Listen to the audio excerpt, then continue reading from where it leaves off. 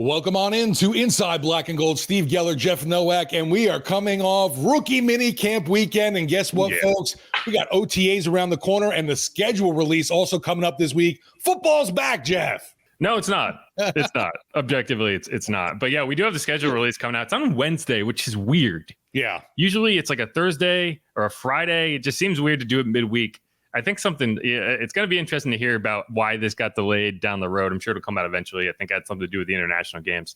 But yeah, so this is going to be a busy week for us, but we did want to get a full episode out on rookie minicamp because, there's not a ton to talk about. Like we're in that time of the year where it's like, I could sit here and pretend that I can read all this into, oh my gosh, you ran this play fantastically. And that's not really what's happening. It's like milk toast, like a sliver of the playbook. And it's kind of like, I was on with Tommy Tucker this morning and he asked me it's like, well, what does it mean? Like, basically to me, when I look at the version of this offense you're running at rookie minicamp, it's like, okay, we're going to give you a certain plate full of whatever you need to deal with. Right.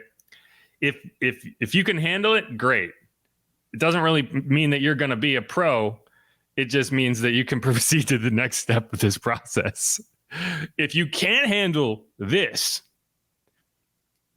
then you're going to have a hard time with everything because this is really the most basic form of what everyone's going to be doing. And I think it's like you can't make the team. You can't prove a ton during rookie camp, but you can raise some red flags real fast. Absolutely right. And that, to me, that's kind of the takeaway. And we are going to talk about some of the more finer points of it, but it's kind of, to me, it's like survival. You get through this. Okay. Now you can move on to the real stuff. And that's where I think we are right now. Right. Congratulations. You've made it past step one. Now you advance to the next level. Right. It's like at the SATs where it's like you get a certain amount of points just for writing your name on the test, right? It's like if you get a 0, it means that you forgot to do that. So we'll get there. But one of the things that was funny was going in the locker room afterward, and at least 3 or 4 different rookies were talking about how the weather was crazy. It was like, oh, it's so hot. And I don't know about you, but I was standing out there like thinking like, man, this is the nicest May day I've seen in a while. We really lucked out. Not like an ounce of humidity. Right. I think it was a little hotter on the Friday. We were out there on Saturday, but it was, I think Christian Boyd, he went to Northern Iowa, right? And he was just like, man, this heat's no joke. And I was like, I hate to break it to you. Walker mentioned that too, obviously an Oregon State guy there. And it's like, like you said, it's like, you don't know heat yet. Just wait.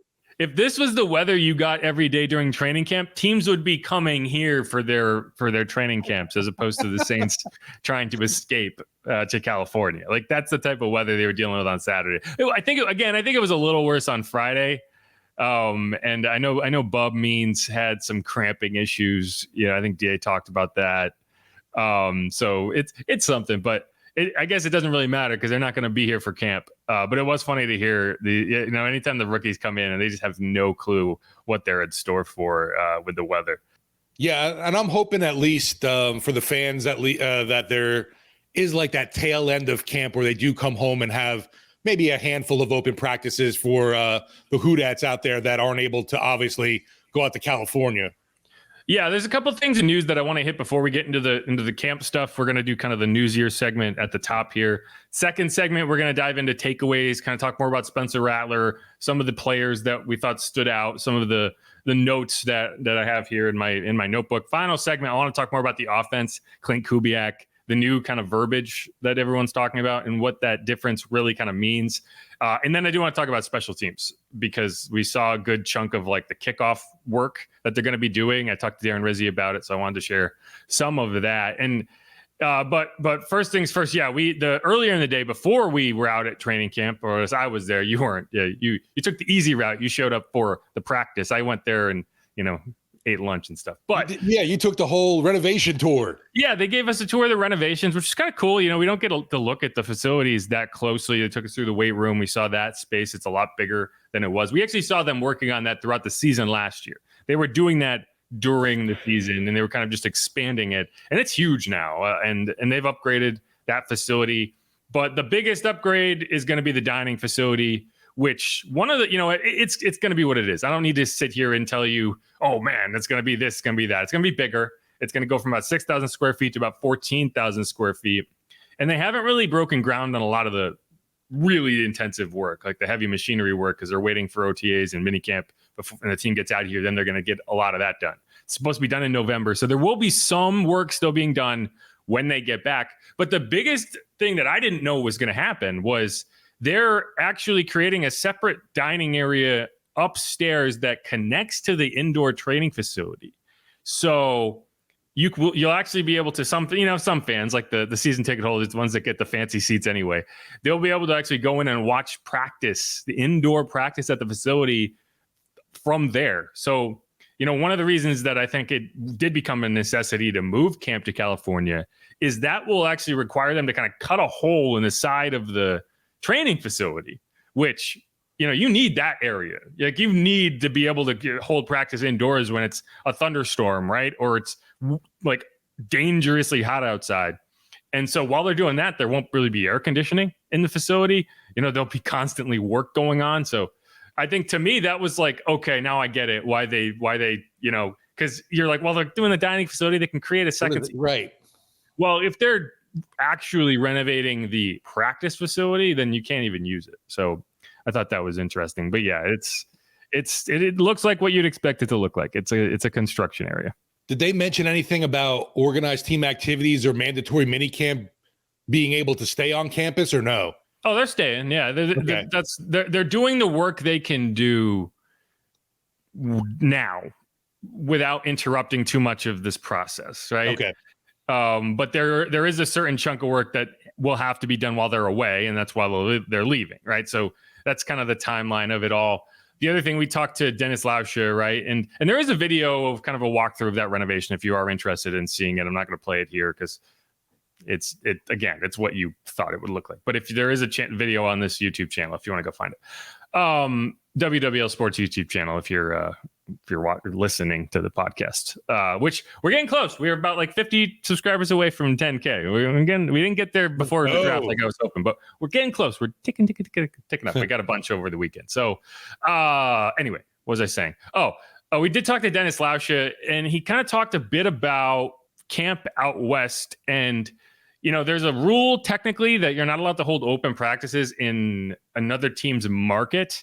He said that he doesn't anticipate that to be an issue if they did want to open practices. One of the difficulties is the facilities at Irvine, while they're big enough to accommodate fans, are not necessarily set up to accommodate fans. I tweeted that out, and someone was like, the Rams had 1,000 fans a day at their practices. And yes, I'm not disputing that. That's all their equipment. That's all their infrastructure. So for the Saints to do that, they would have to manage that themselves. And it's not saying you can't do it. It's just saying that's a hurdle they'll have to figure out. Like those are logistics they'll have to figure out. And it's not like they do this every year where they already know how they're going to do it. So for them to have fans at practice, I think there would be a little bit more where it's like you need bleachers, you need somewhere to put them, right? So it sounds like they are considering it, but I don't know about yet whether that'll actually come to fruition. But either way, that's the end of my renovation spiel to this point. I know the big deal, obviously, part of it was the NFLPA, the rankings coming out. You got to try some of the new food. I'm hoping it's tasty enough for the players, huh?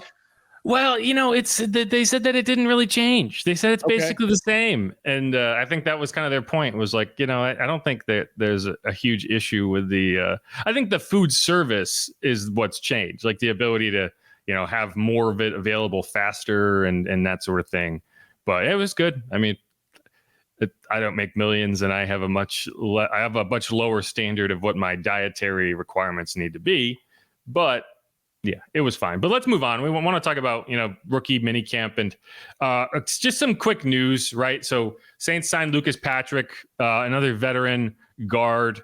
He obviously wasn't there at rookie minicamp, but that he's going to work in the mix, that interior line conversation. Jakeem Grant, who was originally on the minicamp tryout roster, was not there. So I don't know, maybe he found a roster that he isn't going to have to try out for. I don't know what the deal is, but he was not there.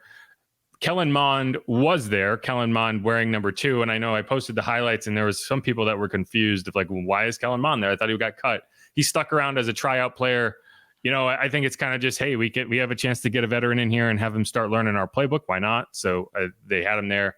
2 rookies were a surprise that were not there. Jaylan Ford, the linebacker out of Texas, Josiah Ezirim, the offensive tackle, 7th round pick out of Eastern Kentucky. Dennis Allen said there are minor issues. They're not expected to keep him out for an extended period. I think Nick Underhill reported that Jaylan Ford's was a sports hernia issue, which is not a major thing, but it is something you want to get addressed before the season. So sounds like that's going to keep him out for a little time. The other guy that was not there, well, also one more, Nathan Latu, defensive end out of Oklahoma State. He was dealing with something. The other guy that we knew wasn't going to be there, or at least not participating, was Kool-Aid McKinstry, the cornerback out of Alabama. He did participate in the camp itself. He just wasn't on the field working. We did get a chance to talk to him. But for him, it's like, hey, I think you just want to make sure that when he does get on the field, he's 100%. He's a full go. What you want to avoid is a situation where you bring him back a little earlier than maybe is advisable. The injury crops up on him, and then the entire rookie season, or at least the beginning of his rookie season, you're dealing with this injury, kind of like Kendre Miller last year, where it's like, man, you want to hit the ground running, and you just can't. And then that ends up being a conversation you have all year. So for him, I think it's just, hey, let's get everything set. So, and I would expect like minicamp, you'll see him off to the side working on a side field with trainers, that sort of thing. And then training camp is probably the target to be a full go. Yeah, give him credit, obviously, at least in the building and being a part of the Saints' whole process right now and not doing rehab somewhere else with his kind of, his people. Right. And, one of the things that I appreciate or that I think is notable for him as opposed to some of these other guys, and Tyrann Mathieu talked about this on RG3's podcast. We're not going to play any of that audio, but we are referencing it here. He talked about Kool-Aid, and one of the things he said was he's a polished player. Like, he comes out of Alabama. Any player that comes out of Alabama is going to be a little more polished in terms of the secondary because they've been working with Nick Saban. And I asked Kool-Aid about that, and this is what he said. I don't know if you heard it. Tyrann Mathieu went on RG3's podcast, and he described you as a polished player. Would you agree with that in terms of how you evaluate your own game that you come in to the polished guy? Yes, me. I feel like I'm a very polished player. Like you said, I feel like I understand my assignment. I understand my role. Whether that's special teams, defense, no matter where it's at, I just understand my role and just very advanced, I would say. Yeah, and so I think for some of these other guys, missing this time is a bigger issue. Like, I was disappointed that we weren't able to see Josiah Ezirim out there because he's, 7th round pick. You got to make the roster. Right. Yeah. You're not guaranteed a spot on the roster. And so you got to be taking advantage of every opportunity. So it's not going to keep him off the roster, but these are chances for him to get a lot of work. When you get to OTAs and minicamp, veterans are going to be there. So you're not going to be at the top of the rung in terms of getting these first team, second team reps. So that's kind of disappointing. It's not the end of the world, but I think that those other 2 guys are probably impacted a little bit more than Kool-Aid will be because he's making the roster no matter what. And you feel like you feel pretty good about him.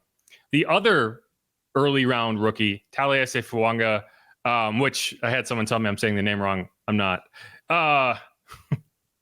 You are, not me. But so the biggest surprise is Fuanga's working at left tackle. He was working at left tackle in rookie minicamp, and that's something that was the plan for the Saints going in. It surprised me. I didn't expect that, but he was out there, and I think it's about getting a guy cross-trained. I think part of it is, hey, we don't have any of the guys that are in the mix at left tackle here this week, and if we want to get a look at him at left tackle and get him as many reps as he can take, as he can handle, this is the time to do it. And so that's what they did. And here's Dennis Allen kind of talking about the decision to put him over there and why that makes sense. Look, I think we want to take a look at him on the left side and see how he does over there. I think we're pretty confident that he can play right tackle. And so getting him some work over on the left side, I think, is important. And then we'll evaluate it as we go and see how he does. Dennis, the plan is for him to get a lot of work at both sides or heavy left since that's... Starting off, we're going to work him primarily over on the left side, and then we'll evaluate it as it goes. I mean, we haven't made any decisions in terms of concrete decisions, but yet that's where we're going to start him right now. We wanted to get him a lot of work in this camp, see how he does in this camp, and then we'll reevaluate after this camp's Is over. that more about that being your vision or hope for him, or is that more about he needs the reps? I think it's more about, let's see if he can play left tackle or not. All right, and let's get him over here on the left side and get him some work there. He hadn't had a lot of work on the left side, none in game action, so get him some reps over there and see what he can do. Yeah, so the immediate reaction from everybody's going to be, wow, they're going to they don't trust Trevor Penning and they're going to put him Fuaga at left tackle, and I understand why. It is telling of their confidence level in Trevor that they feel the need to do this in the first place. That said, I do think this is this. If you were wanting to do this, this is the only time that you could really kind of get that deep look at him at left tackle without maybe impacting some of the other guys. Like, they're going to let Trevor compete to start at left tackle. So in order for it to let him do that, you're going to need to give him the reps. So I do think, you're hedging your bets for a scenario where Trevor shits the bed at left tackle and you need to go a different route. And when you make that decision, if you make that decision, you at least have an idea of what Taliese looks like in that position. He's really didn't play it in college. He did do the work in practice. So he said himself, he's a little rusty at it because just hasn't done it. It's a little more difficult than a lot of people probably realize, but just imagine hey, suddenly you have to do everything with your left hand, right? Well, Suddenly he equated it when we're talking to him in the locker room. He basically said it's like driving on the other side of the road. Like if you have to drive a car in London kind of thing. It's going to take a while to get used to. Right, you're just doing everything in reverse. Right, exactly. I mean, you're putting your weight on the opposite side. You're getting off with the opposite foot. And it's just something that when you're good at it, there's a lot of value there. I think a lot of people probably forget Ryan Ramczyk played a good chunk of left tackle in his rookie season. He didn't really do it after that, but They had him do it in his rookie season, and he was fine. And so, yeah, I mean, I think that this offensive line, they're putting a premium on versatility. You want your interior linemen to be able to play multiple interior line spots. You want your exterior linemen. That's not really the term. You want your tackles to be able to play either spot, maybe shift inside. And I think that's kind of what you're doing. That said, you're not really making a huge statement about Trevor Penning right now because Trevor Penning's not there right now, or Trevor Penning wasn't there this past weekend. So it's not like you're taking reps away from him. Now we're going to learn a lot more, and we're going to get a much better picture of their confidence level in Trevor and how much rope they're going to give him at OTAs, assuming I assume he's going to be there at minicamp. Because if you're in a scenario where Fuaga is taking the first team reps at left tackle with him there, then that's a very different conversation. And I just don't think we're there yet. I think you're taking advantage of an opportunity right now, knowing that you're not really losing anything from a right tackle perspective if you do, and you're going to shift him back over there and he's comfortable there. And you're really just seeing getting a look at him on either side. But I do think it's notable. I think it's telling that their plan is to do that in the first place. And, they're not just going to let Trevor walk into that job. Like, they're going to find the best 5 options and go with it.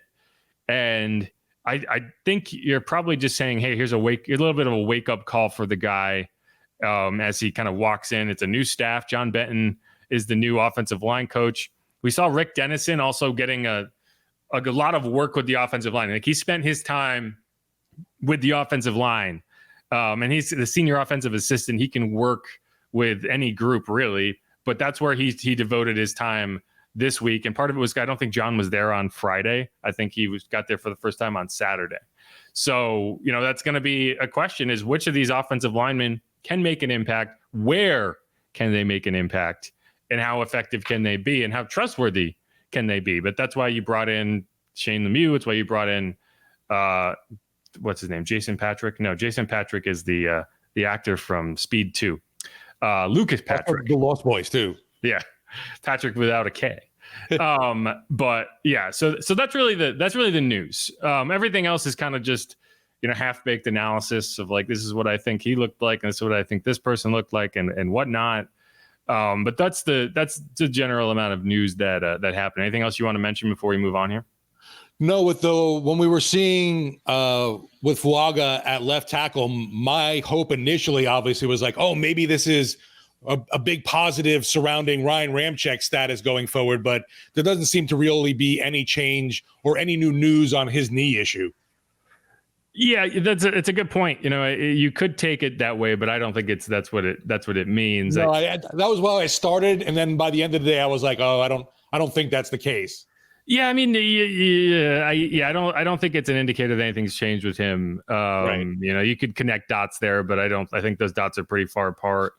I am not very confident that Ryan's going to play this season. Even if he does make it back, I don't think he's going to make it back this season. I think he's very far away from getting on the field, but we'll find out. Maybe that is what it is. Maybe he made some major progress in the last couple weeks, and they're just getting ready for a scenario where they can get him on the field wherever they need to, right? I think those two things are kind of the same thing, whether it's Ryan Ramczyk or not. If your best lineup of offensive linemen is veteran right tackle, Taliese at left tackle, then that's what you're going to go with, right?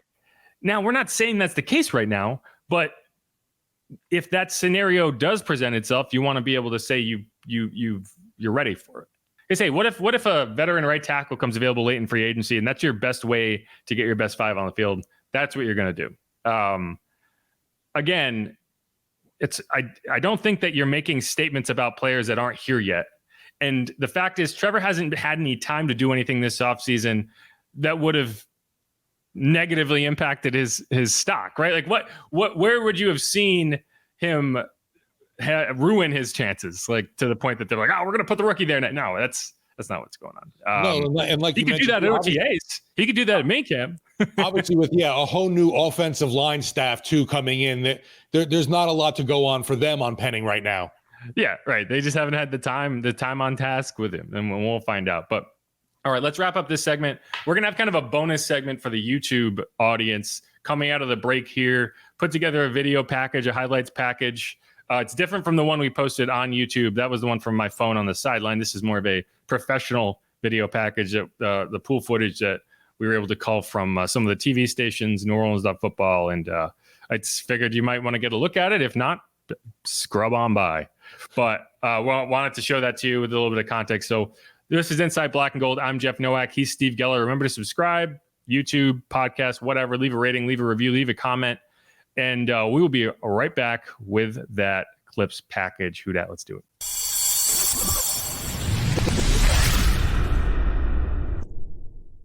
And we're back on Inside Black and Gold. Just a bonus segment here. Going to play you the clips package, about 8 minutes long. That, the Saints are doing things differently this year. They're giving pool footage. They're giving.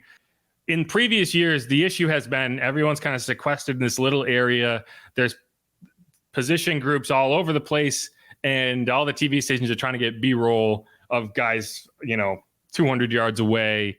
And because the Saints don't want people just wandering around everywhere, it's difficult. So this year they've decided to allow, one camera person from each station to kind of get pool footage and send it in. So we get access to that.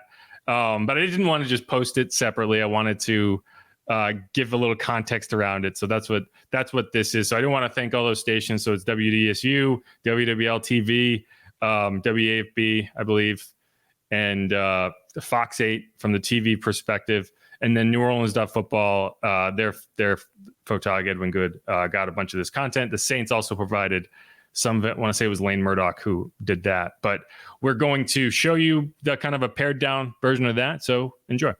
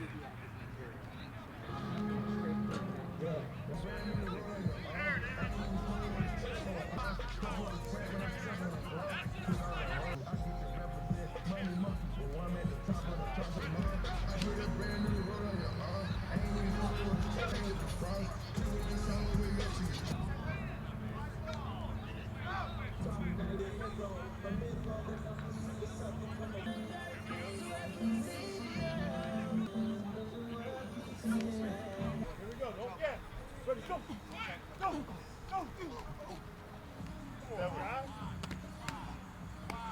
man! Ready? What? Hit your toe step.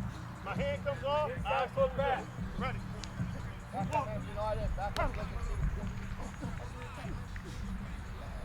Ready. All right, we'll be right back on Inside Black and Gold, keeping the Saints rookie minicamp action rolling right after the break.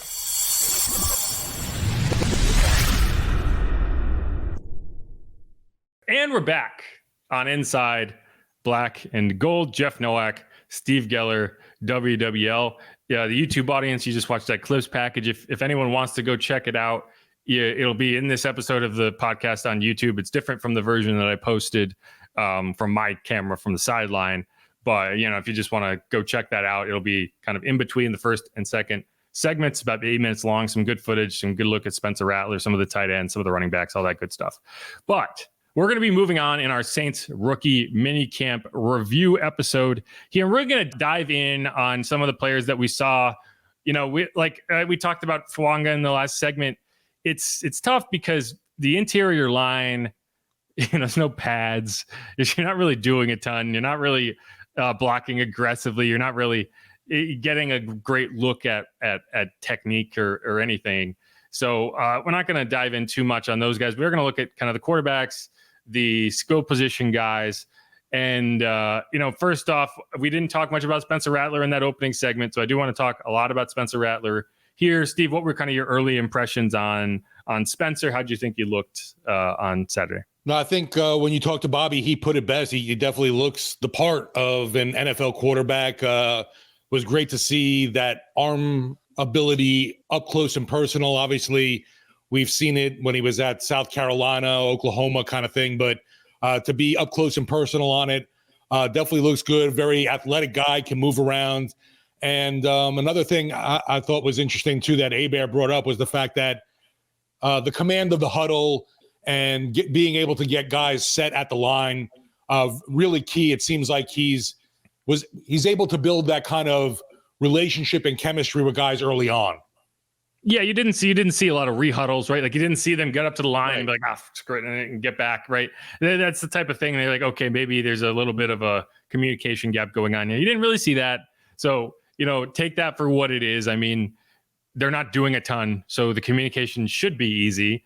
You should be able to lead the huddle. You should be able to communicate with your teammates and get the players lined up in the right spots and all that. But if you can't, then there's a red flag. So it's a good thing that you're able to do that. I did think, there was only 2 quarterbacks at this rookie camp. Only one of them was a rookie, and that was Spencer Rattler. I did think having Kellen Mond there was helpful because it kind of gave you a control to watch. Like one of those guys looked like a quarterback with starting caliber traits, a starting caliber ceiling. Yeah. One of those guys looked like a career backup who is not going to be a starter, is not a guy who's going to challenge anybody. And you could probably guess who that was. Like Kellen, I think, has some nice qualities. I think he can be a backup in the NFL, but it's very clear he does not have the arm talent to be a starter.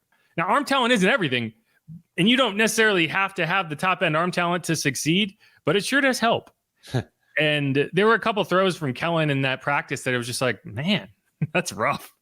There was one that he kind of rolled out to his left, right? And I always find that to be an interesting setup because you have to be able to kind of square your shoulders, throw across your body, throw away from your base. And that's the type of throw that if your technique isn't right, your form isn't right, it can get away from you. And you didn't really see that from Spencer. And I'm going to flash up the clips package and let it play on YouTube to our side here. So you can kind of just get a look at what's going on as we're talking about it. But yeah, that's kind of my takeaway on Spencer is he's able to do that kind of stuff and succeed, right? He's able to roll out away from his body, and he had the same throw. Kellen had one, he just dirted it next to his running back. Spencer had the same kind of play, same kind of rollout, and he was just able to complete a nice, clean ball to Jermaine Jackson, who's not exactly the biggest target in the world. And it's just the type of thing you look at and you're like, okay, I can see it. I understand the vision here. And yeah, I mean, that's really what it is you can see the arm talent. Arm talent isn't everything. But But that's why when you look at Spencer, when you talk about Spencer, you feel like, hey, this is a guy who, despite being a 5th round pick, you have some upside. You can see the ability that maybe someday he could be the starter. He has the demeanor for it. We talked to him. He's I think his head's in the right space. I think he's approaching things the right way. And it's like you're not proving anything to anyone really in rookie minicamp, but you are disproving some things. You are making sure that you're not falling into any pits. And I think he avoided that, and I feel good about it. Yeah, I asked him too about any reasoning for the number 18. It's just like, no, man, this is just what they gave me. Yeah, I have a feeling he's going to change numbers. I wouldn't be surprised if someone ends up in 2, because Kellen's not that number doesn't belong to him really, because he's not on the roster. He wore 2 at the tryout, but there's a lot of players and a lot of numbers that they're not going to stick in because they're tryout players, and so the 2 is available. If Spencer wanted to go take the 2, or someone else wanted to go take the 2, low numbers have kind of become in vogue in the NFL, and I would be surprised if 2 stays open for very long. And so whether Spencer goes into takes the 2, or someone else, and then a low number opens up that he might like, I could see that. But he did say that 18 was the number that he wore during his first kind of varsity camp in high school. So it's he described it as kind of a full circle moment. So he's back in the 18 again, but he didn't stay in that number then either. So I wouldn't. All that is to say, I wouldn't run out and buy a jersey, right? And buy number 18 Spencer Rattler jersey right now, right?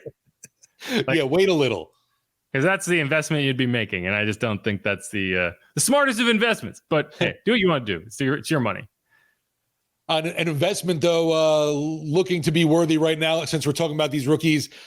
Spencer had a pretty good hookup already with Bub, a guy named Bub. I do like me some Bub. Bub's got some personality. Yes, sir. He's a really interesting guy. And I want to play this clip while we're doing it. I'm going to bump this down and play this clip really quick. It's from the Saints. And I just think it's just a distillation of who Bub is as a person. You have so much energy. Yes, sir. We saw so much energy from Keith Williams too. Okay. How do y'all bounce off one of those? Oh man, Coach Dog. Oh man, that's my dog. I ain't gonna lie, he one of them ones. He one of them for sure. Like he a real one. We gonna have a great relationship, and I think he gonna make me a great receiver. Coach Dub. I love the energy, obviously, the smile, because typically when we're talking to these guys, it looks like we're kind of holding them hostage. Yeah, it's a good point. I mean, like he didn't say a ton that's, you're not going to get a ton out of the rookies. Like this is a milquetoast version of the offense. Yeah. You're just trying to make sure you don't fall flat on your face, right? And that's stressful for some guys. Some guys handle the media a little better than others. But you can see he's just got a really great personality, and I'm interested to see how that evolves over time. What is that the same when things aren't all sunshine and rainbows, right? When you drop a couple passes and you're pissed off, are you the same kind of exuberant individual? Maybe he is, maybe he isn't. He kind of reminds me of Marquez Callaway a little bit. He kind of had that kind of effervescent personality, fun-loving spirit. Yeah, I know what you mean. Yeah, but just beyond that, and you can see some of these clips if you're watching on YouTube. He moves really well. I was expecting him to be kind of more of a lumbering dude, but you can see the athleticism there. You can understand why the Saints were drawn to him with the need of a kind of bigger body wide receiver in that group, because that's what he is. He's got a similar build. I don't want to compare him to Mike Thomas, because it's not fair to compare anybody to Mike Thomas. You're not drafting the next Mike Thomas, but you are drafting a guy with a kind of a thicker build who can go over the middle, catch passes in traffic, and that's just what you're looking for there. And I think he does kind of fill that. He made a couple really nice catches from Rattler during 7-on-7 drills. Obviously no pass rush in these practices, but you can see that's a connection that could build over time. And it'll be interesting to see how much work he gets in the main offense, right? A.T. Perry is going into year 2. I think their skill sets are going to be a little redundant. They're probably competing for the same role in a lot of ways. So we'll find out. But I thought he, of all the players that were out there, I thought he had one of the better practices on Saturday. Yeah, and it's easier, obviously, looking at these skill positions. We've mentioned it before, just because obviously there's nobody in pads right now going at it. But you definitely saw that ability to stretch the field. You mentioned his length, and that can only be, that big body receiver is something we know this team needs. And it'll be interesting to see. We talk about the QB2 battle a lot. But, yeah, I could see a Bub Means competition going on with a guy like A.T. Perry, because like you said, it's kind of a redundant skill set they both have. Yeah, and I mean he's going to be more of an X. He's going to play, it's going to be the split end. I don't think he's going to do a ton in the slot, at least early on. I think you're going to try to focus him on the X role so that over time you can maybe build that out. But yeah, I do think that he has a lot of interesting skills, and he's going to be a good piece to add into that wide receiver room. It's a young group. You're going to have all third, second, and first year players, and then like a Cedric Wilson or an Equanimous St. Brown or something like that. So it'll be interesting, kind of flipping the spectrum from the big guy to the little guy. Jermaine Jackson. He, I wasn't sure what he was going to look like. I knew he's small. I think he's smaller than Deontay Hardy. I genuinely do. Like he's listed at 5'7". I'm not sure if he's even 5'7". He's tiny, especially when you see him individually, and you're like, okay. And then you see him next to like the tight ends, and you're like, they're playing the same sport, huh? Well, what's wild too, you mentioned tight end. He's wearing number 80. Yes, he's wearing number 80. And it's like that doesn't fit the size profile. Yeah, and I mean, but he may be a little smaller than Deontay, but they move very similarly. I think when you're drawn to Jermaine, it's because he has a very similar athletic profile to Deontay Hardy. And obviously the return is a big part of it. We're going to talk about specialist stuff later on. He made a couple plays in the offense. One of the bigger plays was over the middle. And one of the throws from Spencer that I was most impressed with, right, was that he was able to fit a ball in to Jermaine, on kind of a deep dig. It was like 14, 18 yards. And, that's not an easy throw to make, right? Because you have to keep it in his frame. It's a very easy ball to overthrow and get tipped up, right? And he made it, and Jermaine actually went to the ground to catch it. And one of the funnier moments, I was talking to you about this, Keith Williams is a new wide receivers coach, came out, and it was a nice play, but it was like, you're already low to the ground. You don't need to go to the ground. Just catch it. You're 5'7". Right, you're already down there. That's where you are. You don't have to fall. Catch it with your hands and go run, right? Because he probably would have get touchdown, and instead of a 30, 40 yard gain, if he catches it and runs, it's a much shorter play. And it's true, because like one of your advantages as a 5'7" guy is you can operate closer to the ground and you can get compact, right? And so you can't be going to the ground and make those catches. You got to be able to make those catches with your hands. And I thought it was, it was a good moment. I thought it was a solid throw. It was a little behind him, but he should have been able to make that and stay on his feet. Either way, I think that was a nice moment. I think there was a nice grab. Generally speaking, he got open and Spencer found him. And I don't think he's going to be a guy that impacts the offense. I expect him to land on the practice squad early on. And be available if they need another return specialist or kind of a guy that can do some things behind the line of scrimmage. But regardless, I did think that I was a little surprised at just how small he is. What do you think? Yeah, definitely. Like you mentioned, when you're out there with these pretty massive dudes, he just looked that much smaller, and it kind of. First thing that pops into my head when I saw him was like, he kind of looked like a Sproles out there, just in size, not saying obviously in his abilities. Yeah, I mean, right. When you're talking about Jermaine, you're talking about a guy like a Darren Sproles, a Deontay Hardy. He would compare himself to DeMarcus Robinson. Same, similar thing. Yeah. Moving on, a couple more. Rico Payton, I thought, made a couple nice plays. Got his hands on the ball. Pittsburgh State. I will say I've been corrected. I apologize to all the Pitt State gorillas out there. Pittsburgh State is actually in Kansas. So you learned something. Yeah. So and I'll talk about another, but I will talk about, we have talked about one Pittsburgh guy, and that's Bub Means, who went to Pittsburgh. We'll talk about another guy who went to school near Pittsburgh, and that's Kyle Sheets. Kyle Sheets, he's going to be a tight end. Like he's not a wide receiver. He's just not. I think he has good ball skills. I think he can be a move tight end, but if he's going to latch on anywhere in the NFL, it's going to be because he puts on another 10 to 15 pounds and blocks. Because just like you saw Jermaine out there and he was a little smaller than I expected. Kyle out there at 6'4", 220. You put him next to Dallin Holker and they're the same guy. Yeah. One is just playing wide receiver and weighs 15 pounds less. But, he's got a frame. You could put some weight on him. Like, he's a tight end. And he had kind of a rough day. I don't think he had a great day. He made a couple drops. At one point, the ball kicked off his hands and he was just like, ah! Sorry for yelling into the microphone. But yeah, my first indication on him was like, when I saw the tape, when I saw that they're bringing him in, I was like, this is a guy that probably would make sense to convert to a tight end. And nothing I saw out there on Saturday changed that. He does have a really good athletic profile. He's an athlete for a guy who I think can be a tight end. He would be a very athletic tight end. But that was kind of one of my takeaways on him. Was there anyone that stood out for you? I was kind of intrigued by Jaylan Jones just for the fact that this is a guy that played quarterback and is now trying out at wide receiver. Yeah. And he kind of did a little bit of everything. We even saw him covering kickoffs and returning kicks as well. Yeah, good athlete. There's a few guys that they were trying out at return. And, we're going to talk about this because there's going to be players that make this team because they excel in coverage on those kickoffs. At least one player, maybe more.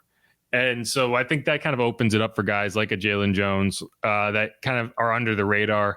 One other guy that I'll mention before we move on, and we haven't really talked a ton about the defensive side of the ball. It's because you don't see as much of the defense. You're not really doing a ton that's very intensive in terms of, you're basically running these very basic defenses and you're just trying to not fall on your face. And there were a good number of guys that did fall on their face. Because you mentioned this while we were there. I don't know if it's because of the grass. I don't know if they had the wrong cleats, but there was a lot of guys slipping and falling. And that's going to be something that if Sean was here, he'd be yelling at the equipment guys because he's like, get him in the right cleats. That's exactly what I thought right now. I'm like, man, Sean would be all over these guys' ass right now with the slipping going on. Exactly. But one running back, again, not a rookie, but a guy who was at rookie camp was Jordan Mims. Yeah. Kid out of Fresno State. He was on the team last year. So we already got a little bit of a look at him. He's wearing 33 at this camp. And I thought he looked good. I thought he granted, he's second year pro going against rookies. So he should have a little bit of an advantage. But as we talked about, I think there is kind of going to be an open competition at running back. I don't think this is a situation where you're just going to hand that job to Jamal Williams. Right. And I thought that of all the guys that were out there, he looked like the most pro-ready guy to me. He looked like the guy who was ready to make an impact at the NFL level. And again, as he should, he is a second-year guy at a rookie minicamp. But I thought, every time I wrote down, I wrote 33 down several times. Like I just kind of was like, oh, who's that guy? All right. He made some nice cuts. He made some nice reads in traffic. And, they liked him enough to keep him around last year. If Jake Haener does win that job as the backup, Jordan Mims was his teammate in college. So, we'll see. But they also brought in DeCarrion Joyner, who was Spencer Rattler's teammate in college. So maybe one of those guys. We'll see. I was going to say we're building like a Fresno State player base now. Or South Carolina. Right, that too. So we'll see. But all right, let's wrap that segment up. Just some quick takeaways from Saints rookie minicamp. We're going to come back. We're going to talk more about the offense. We're going to talk about Klint Kubiak, and we're going to talk about the new kickoff rule, which we got a pretty good look at some of the drills they're going to be doing. So we'll dive deep in on those subjects. I'm Jeff Nowak. He is Steve Geller. This is Inside Black and Gold. Stick around.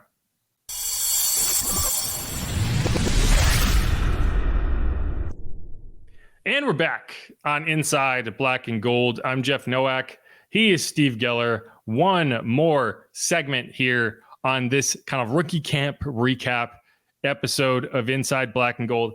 And I want to talk about the offense. It's going to be something that we learn a lot more about as we go on. We're not seeing a ton of it. We're not really seeing it in its full form right now. But one thing that is clear, And, we talked to Klint, we talked to some of the players. He had some interesting things to say about Taysom Hill, Alvin Kamara. I don't want to get into those today. I want to get into those a little more down the road because I want to talk about the rookies today. But one thing that is very clear and that a lot of guys have mentioned is the difference in the verbiage from what you saw with Sean Payton, what you saw with the Pete Carmichael, Sean Payton offense, and what you're seeing with this offense, and more specifically, what you're hearing with this offense. And here's DA kind of talking about the differences there in terms of what the players themselves are actually saying. Well, look, I think the biggest thing is the verbiage. Yeah. I think that's the biggest adjustment that, all players have as they go from system to system. I think the verbiage that we have now is a little less wordy than maybe what we've had in the past, which I think, can benefit, our players and hopefully, look, I think the hope in terms of the system is, that we can kind of simplify and get guys not having to think so much and get guys playing faster. And I think that's part of what we're trying to do. Yeah. And so, there's been a lot written in the past about the how verbose the Sean Payton play calls were. Right. And it's not everyone can do that. Right. Like Drew Brees was a guy who was basically a human calculator when it came to the offense. Right. But it makes it a lot more difficult for younger guys, and I think it kind of shortens that learning curve the way you're going to be doing it now. So what does that mean? So, there was a video that Chase Daniel posted on Twitter where he broke down one of Sean Payton's play calls. And I'm not going to play the whole video, but I'm going to play the call itself so you can get an idea of what people mean when they're saying these are long play calls. This is Chase talking about it. Gotta stay with me, okay? Hey, guys, all right, listen up. Gun, bunch right, jab, 15, stutter, kill, 84, Z, cowboy, wash out, cross, on yellow, ready. What did you just say? Gun, king, bunch right, jab, 15, stutter, F, kill, 84, Z, cowboy, Y, shell, across. Okay, so that's a run right here to a pass. Jab, 15, stutter, F means it's a weak side counterplay with the F receiver or F tight end coming out and kicking out. Yeah. And so all playbooks are complicated, but that in and of itself is it's as a young player, it must be just, whoa, just hearing all that. So what is the difference? What would this sound like? And obviously we're not going to get a ton of that early on with Klint, but I'll call back to Deuce McAllister sat down with Klint prior to the draft and he asked him what one of his play calls would be. And this is a good example of why this is a lot simpler. A fun thing for me and you. Give me a play, generic play. Just give me a play. I just want to see if I can pick up what you're teaching me. Yeah, trips right, 18 support.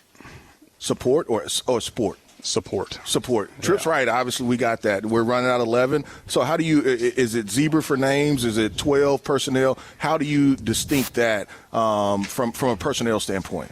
Well, I don't want to tell them. No, you don't have Carolina, to. Generic. We're generic. Yeah. We're generic.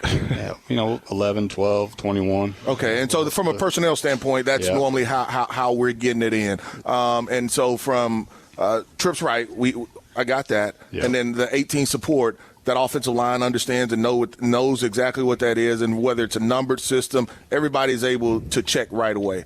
From a control standpoint, your quarterback, he comes up, he sees something. I don't like it. It looks like it's a strong safety blitz off the right side. Does he have? I mean, I'm assuming he has the right to audible right now. He can throw hot. What's the communication that you want him to be able to pick up so he can give that other information to the offensive linemen as well as the receivers? Yeah. Well, I think this time of year it's important that you start small and you kind of call it and haul it and get guys. You just run it to run it to run it. And you build on what checks can be, and then you get to know the quarterback more and we get familiar with each other and what those checks could be. So I think that's part of the relationship process between me and Derek. So, but we're gonna start small and get good at something first.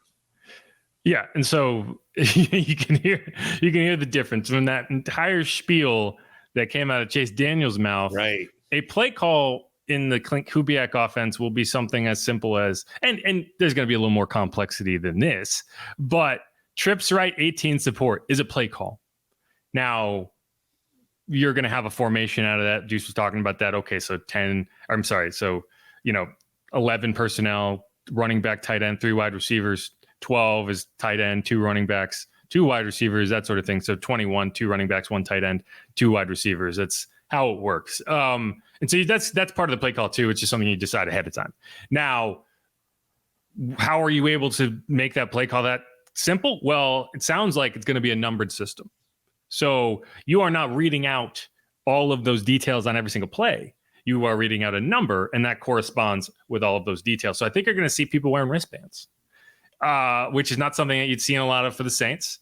But for example, Tom Brady going to the Bucs, he wore a wristband, right? And so I think that's just a way to eliminate some of that verbiage, have people be on the same page, make sure if things are communicated a little bit faster, have a little more time in the huddle, right? And so I think that's when you talk about less words, that's kind of the example. And it's going to be interesting to see how that goes throughout the season. He, in that interview with Deuce, he was going to be coy regardless, but Deuce asked him about, some of the checks he'd make. Klint didn't really answer. But his answer was, hey, this is something we're going to figure out. So it sounds like it's going to be kind of a give and take between quarterback, offensive coordinator, in terms of what are the checks out of certain situations. So that might not necessarily exist yet. I think that's something that you're going to build on as you go, because that's what he said, whether you believe him or not. But I just thought that was interesting because we're going to hear a lot of this season about how the everything's a little more condensed, how everything's a little simpler. And I think that's just a good example of what that actually means. What I wasn't expecting was for sure, like you saw in that clip there with Kubiak, it seemed mild-mannered, kind of, I don't want to say timid, but kind of laid-back-ish. But at practice, at rookie minicamp, I felt he was very loud and all over the place.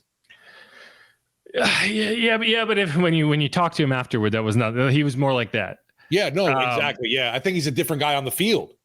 Yeah, well, I mean, that's you'd hope. Right. Yeah, that's a good thing. Yeah, because I do think that you could go listen to his interview after practice. He didn't say anything. He's not a guy that's going to say anything to the media. His daddy taught him well, man. He's been grown up in that whole dealing with media.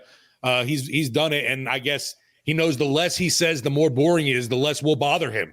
It's true. It's very true. Yeah. And hey, there's a few ways to go about it, but yeah, he's not going to, I can already tell he's not going to be a guy we get a ton of insight from throughout the season in those Thursday press conferences. It's going to be a lot of the same kind of generic coach speak stuff, which fine. I'm not going to hold that against him. But that is what you're getting, right? I'm not playing any clips from him from his post practice conversation with the media, because it's just not a ton to say, at least not as it pertains to the rookies, right? So we'll go on. But, he did talk about Spencer Rattler. He talked about some of the things that drew the team to him. And a lot of those are kind of intangible traits, right? It's not like physical traits. It's the work ethic. It's stuff like that. And that's a good thing to hear about a young quarterback. We'll see how much it holds true over the course of time. But one of the things from this offense that I really do need to see, and we can talk all we want about Derek Carr. Derek Carr's got to be consistent. He's got to thrive in this offense. Man, I would love to see Alvin Kamara have an Alvin Kamara season. I feel like Alvin has kind of just been on autopilot the last couple of years, and he's an incredible football player, but the offense has just not been helping him. The offense has not been setting him up for success, whether that's run blocking, whether that's just unimaginative play calling, sequencing, all that. Man, it just feels like he has an explosive season left in him. Like he has, I don't know how many, but I do feel like there's at least one left in there. And I sure hope that's this season, because when you look at ways that this team can get over the hump and have a playoff season, like how can you improve from last year? How can you go from 9-8 to 11-7?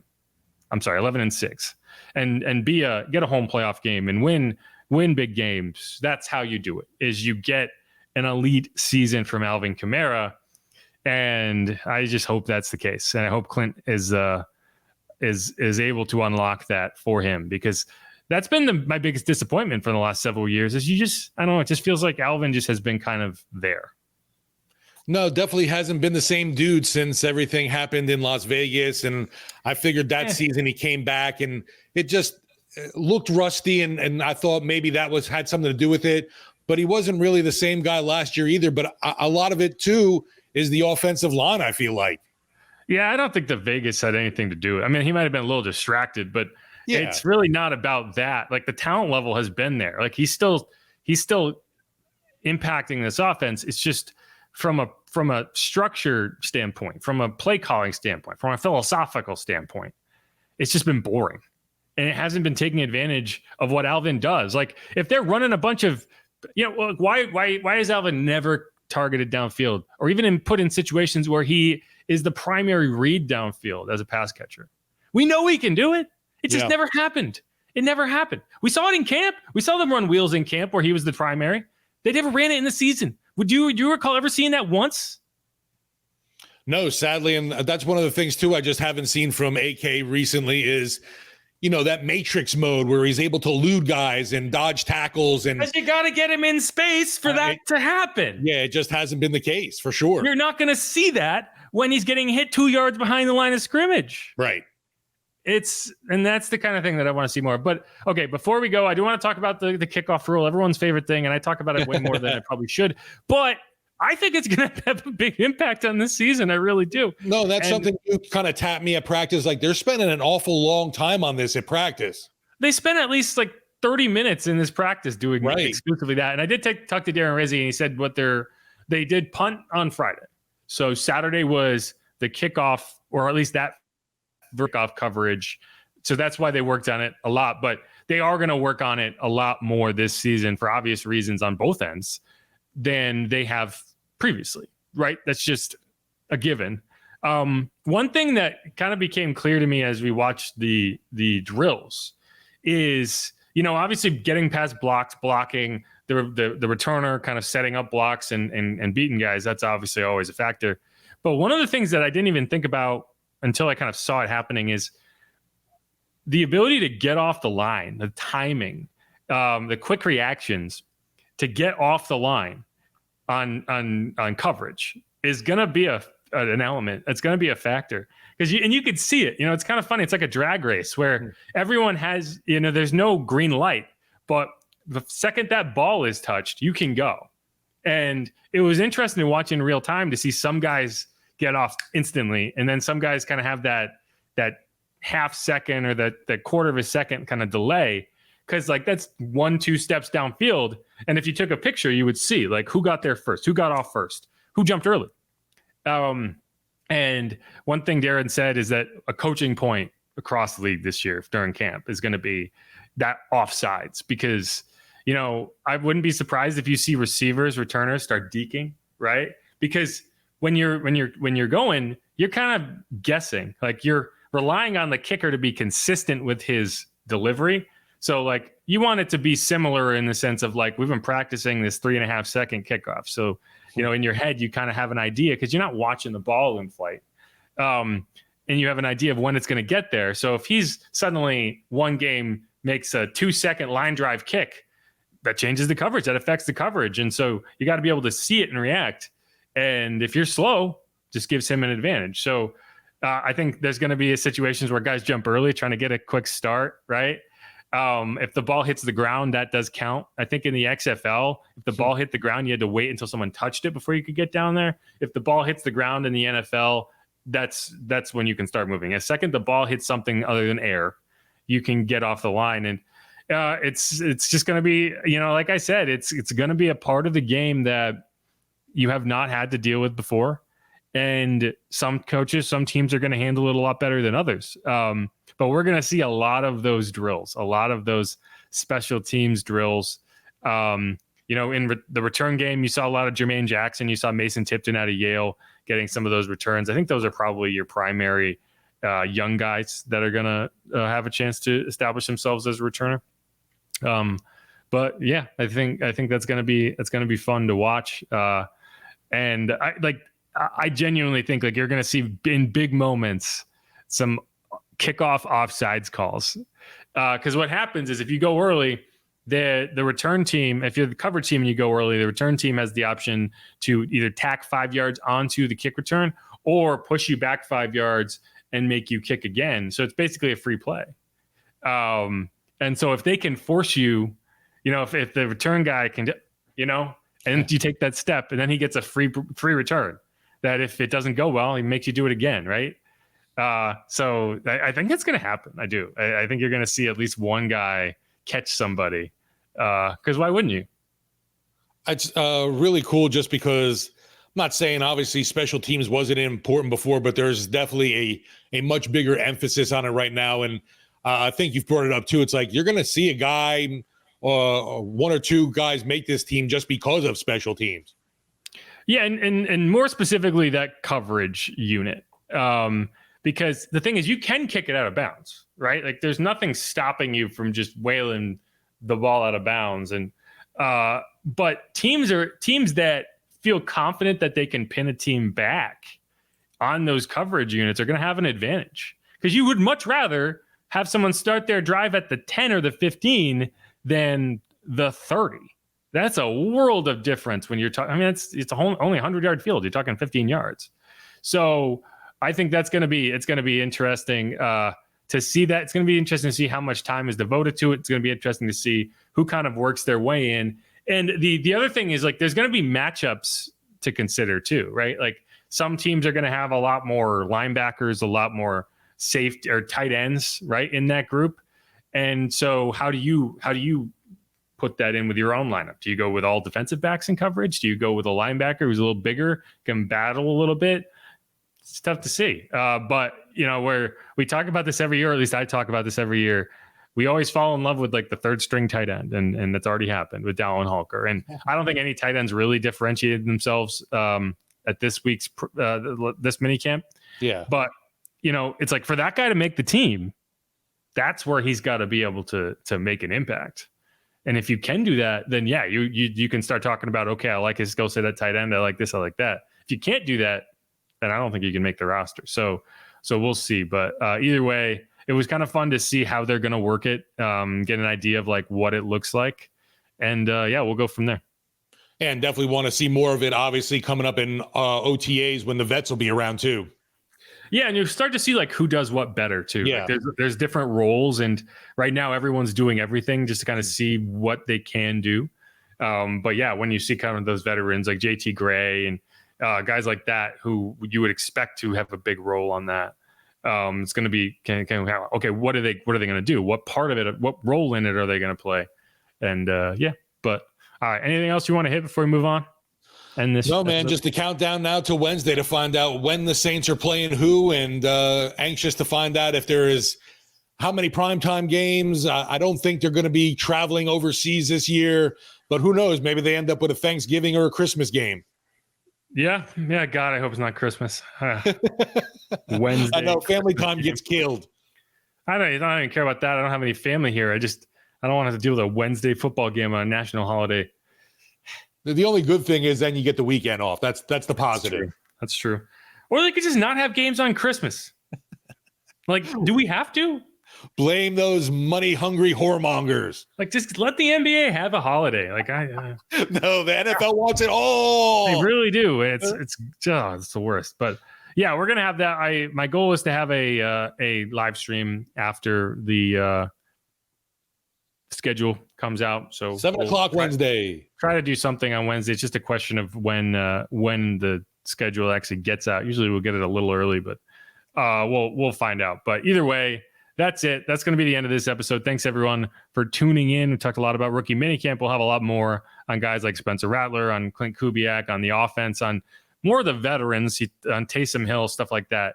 Because one of the ways that this offense is going to be fascinating is to see, do they use Taysom Hill as a quarterback? Do they do this? And that? So that's going to be something to talk about. And Clint did talk about that. So we'll get into that. But anyway, this is Inside Black and Gold. I'm Jeff Nowak. If you haven't subscribed yet, please do that. If you want to go replay those highlights from the camp, go do it. This is where they will be. I'm not posting them as a separate video. So you're just going to have to do that. But anyway, who dat? Go Saints. See you next time. Easy, y'all.